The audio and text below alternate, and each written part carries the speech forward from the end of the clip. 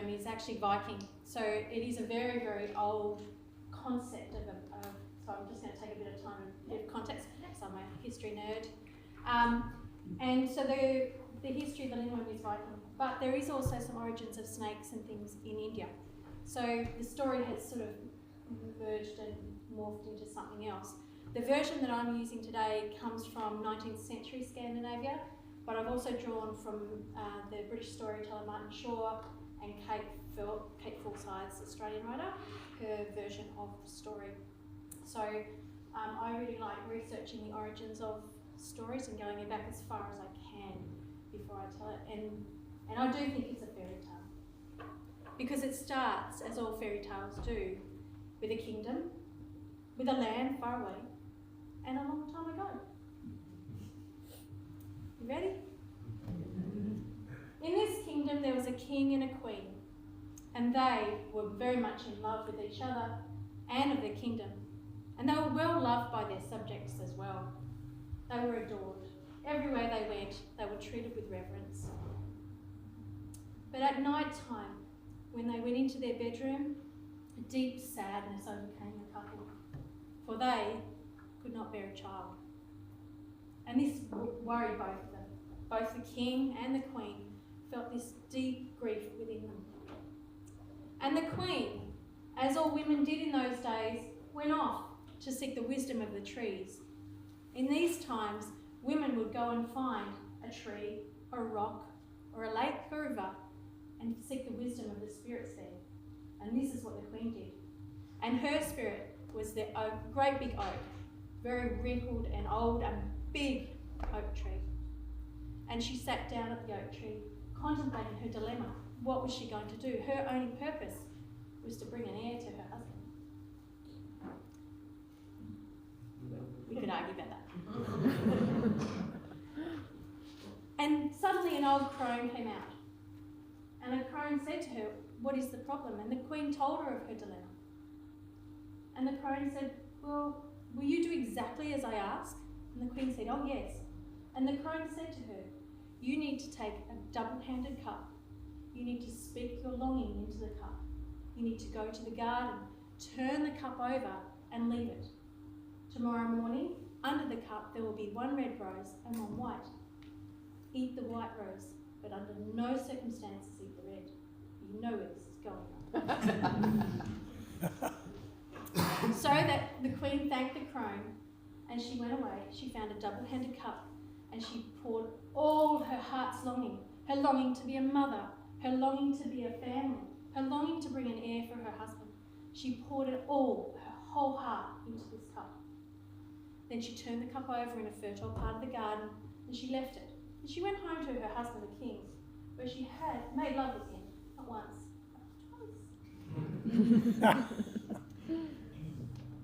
In a couple of days, she started to feel tenderness in her breasts, and the fluttering, and the knowing that us women have when we know we're carrying a child, knowing that we've got someone inside us.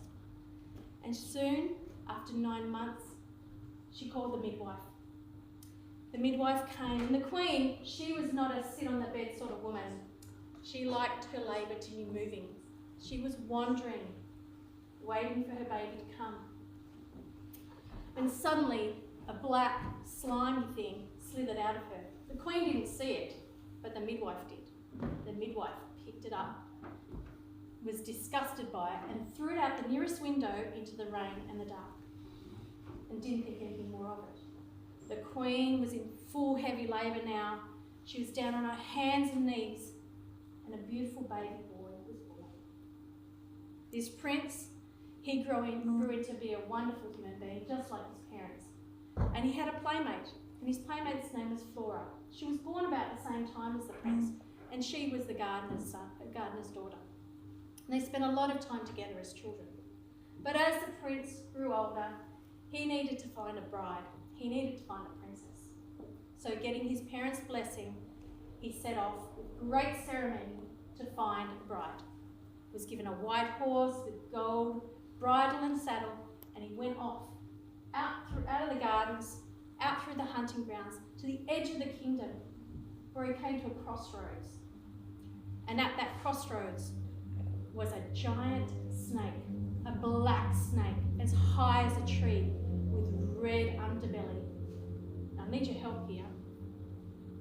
He said, older brothers marry first. Can you do that for me? Older brothers marry first. And he said it again. Older brothers marry first. The prince was mortified. What was he going to do? He couldn't go past the snake. It was too big. And so he turned and he went east. And again he got to the crossroads. And again the snake was there, smoke from its nostrils. And it said, older brothers marry first. Older brothers marry first. And so the prince went west. Same thing happened. And then he went south. Defeated, he couldn't find a new bride. He went back to his parents. And he said to his parents when he got back, is there any chance I have an older brother who is a snake?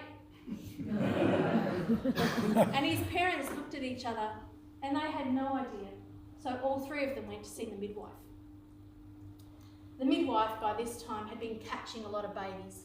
So she was bent and old and very, very fragile.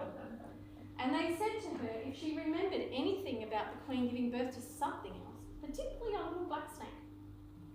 And she said, well, I do remember there was this black thing that was born just before you were born, my dear prince, and I just sort of threw it out into the dark and the rain. I didn't think anything of it. I thought it was a dream. The family looked at each other and they contemplated in silence for quite some time. Finally, the king said, if this is indeed our son and your brother, we need to bring him home. We need to restore what we've done. So that's what they did. They didn't want to trap the serpent. They thought that was too cruel. So instead they sent out the finest dramatists. They sent out the finest storytellers. They sent out poets. They sent out singers, musicians, and they lured the serpent into the castle. It took some time. They had to take down the doors because he was so large, and eventually the serpent was in residence. And when he was in residence, he could be heard bellowing, older brothers marry first. Older brothers marry first. So what did they have to do? They had to find a princess who would marry their eldest son. And so that's what they did. They sent out messengers trying to find someone who would marry their eldest son. They didn't, of course, say he was a snake. Soon a princess arrived. And the ceremony was very simple with just the priest, the snake, and the princess. The princess was shaking in her boots, especially when the serpent wrapped his tail around her waist. They soon said their vows and went off to his quarters. The next morning, all that was left of her were bones. Ouch. They sent out for another princess, and another one arrived, and the same thing happened. Soon the king was very adamant he wasn't going to get more princesses because he was making enemies in his kingdom and he didn't want war.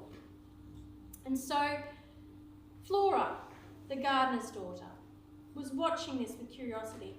She was aware of what was going on. And she said, I will marry the prince, but I ask for a year and a day to prepare. She didn't know why she was doing this. They tried to talk her out of it, but she did it anyway. So, as all women did in that time, she went to seek the wisdom of the trees. And as she was walking past the big oak tree, an old woman walked out of the tree and asked her what her problem was. Flora told the old crone of her problem. And the crone said, will you do exactly as I ask? And Flora said, yes, I will. She said, I'm not going to tell you exactly what to do, but I'm going to tell you what you need to do. You need to hand stitch 12 night dresses, especially embroidered around the heart. You need to prepare a bath of ash water and some scrubbing brushes, and you need a bath of milk. What you do with this information is up to you. You've got a year and a day to think about it. Flora thanked the crone very much, and she went away, started stitching the night dresses. Soon the year was up, and it was time for the wedding. Again, it was a simple ceremony. Nobody needed to know what was going on here, just in case. The priest was standing there, shaking in his boots. Flora was there and the snake. Flora never took her eyes off the serpent. She even ran her hands along its scales and invited him to wrap his tail around her waist.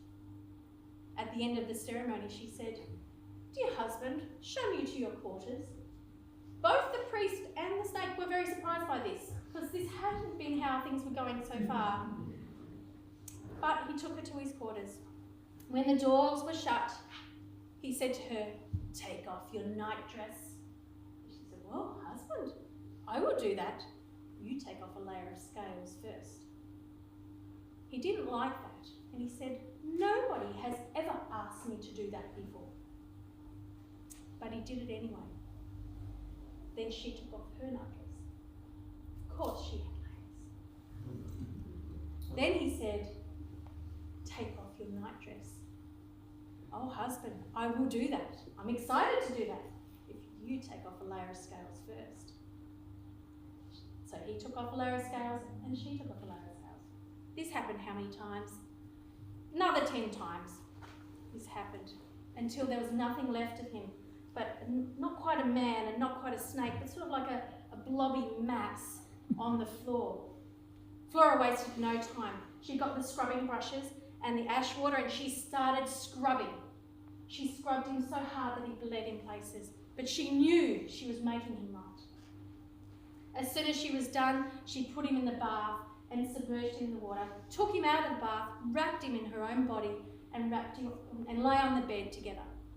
In the morning, the king, the queen, and the prince were very surprised not to find bones, but to find their son, a man whose face had been worried by grief and rejection, and a beautiful young woman who had brought him back to them. So they had another wedding. This time it was cause for celebration. And soon after, the younger prince found his princess, and there was another wedding as well. And the king and the queen, well, they lived very content into their old age, knowing that their sons were both well loved by women who were patient and would love them in their darkness. And that kingdom of love and patience still lives today, in me and in you.